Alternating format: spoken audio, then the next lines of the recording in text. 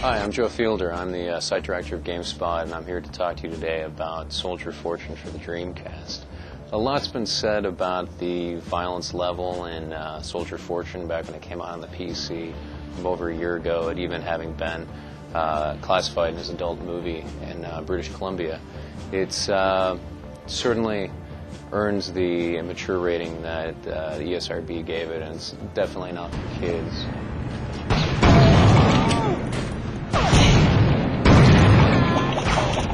Limbs are routinely seen being blown off. A shotgun blast to the head or neck is kind of explosive results. It can be pretty brutal. It's probably a little less completely tasteless as it's been made out to be in the past, though, having been just kind of an aspect of a game that takes on kind of a brutal and realistic subject matter.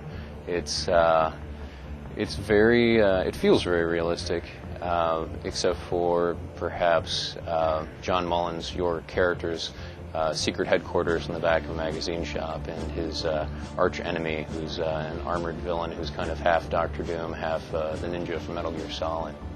The gameplay in Soldier of Fortune is a little bit different than recent PC first-person shooters over the last few years, like Half-Life, like Red Faction, like Star Trek Voyager Elite Force, games that have a lot of puzzle solving.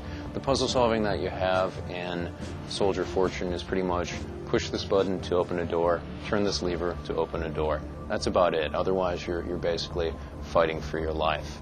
It's a very visceral sort of experience. It's kind of the gameplay is probably best described as a series of really intense firefights with soldiers, kind of like the more exciting parts of other games like Half-Life. I remember a part of Half-Life I really enjoyed was fighting the soldiers in that. Soldier of Fortune is a lot like that section of Half-Life, brought out over an entire game.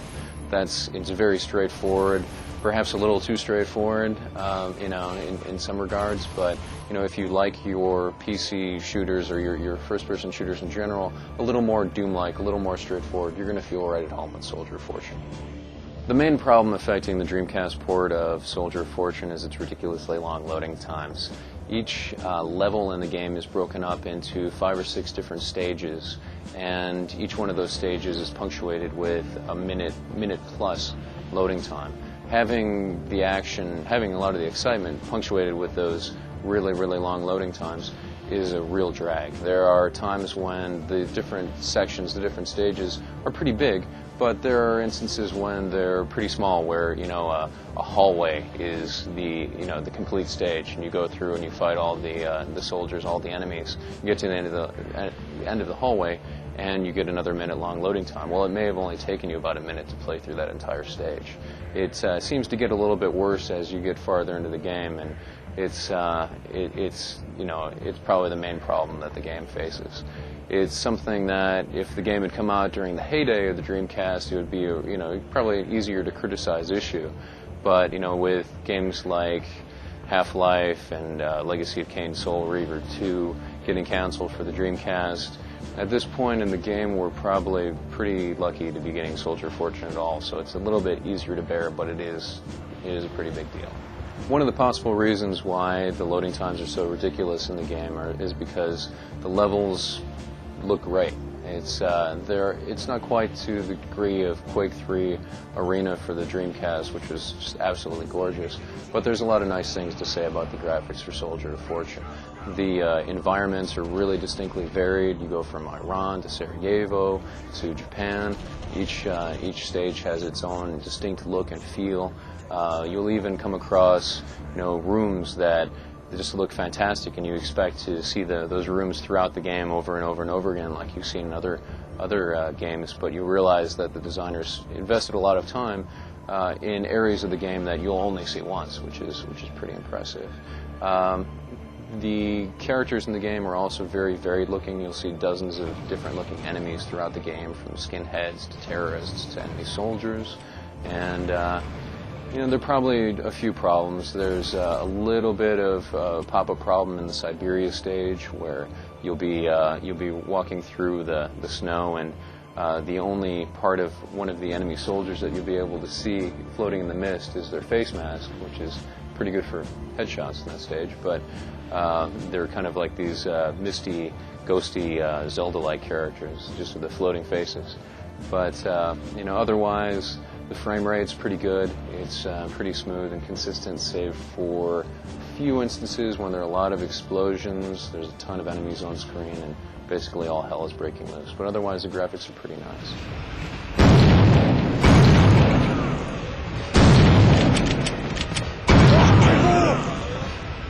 The default setting for the Dreamcast controller for Soldier of Fortune is a little bit clunky. It takes some time to get used to. You eventually get used to it. It eventually makes some semblance of sense that the jump is the left button on the D-pad.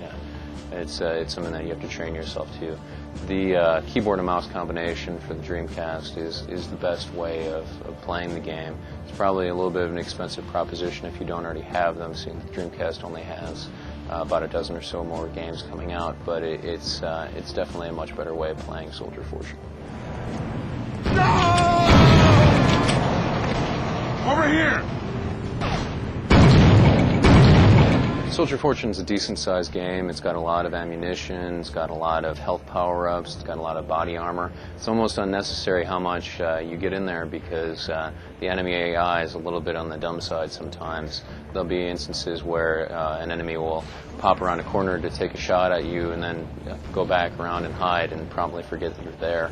Or else you'll run into a room where there's a few enemies and they're just kind of standing there waiting to reload or be shot. And there are some of the enemies throughout the game that will chase after you, but it's fairly rare.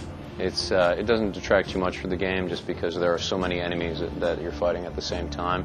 But the enemy AI probably could be a little improved. Overall, it's a pretty fun game. Like I said before, it's very visceral, very straightforward, and almost a little bit too much so. But it's for people who really like their shooters more like Doom. They don't like to run around and do a lot of puzzles and things like that. The biggest problem with it is the loading times, which we should be happy that the game came out at all for the Dreamcast, but it is probably the biggest detraction from it.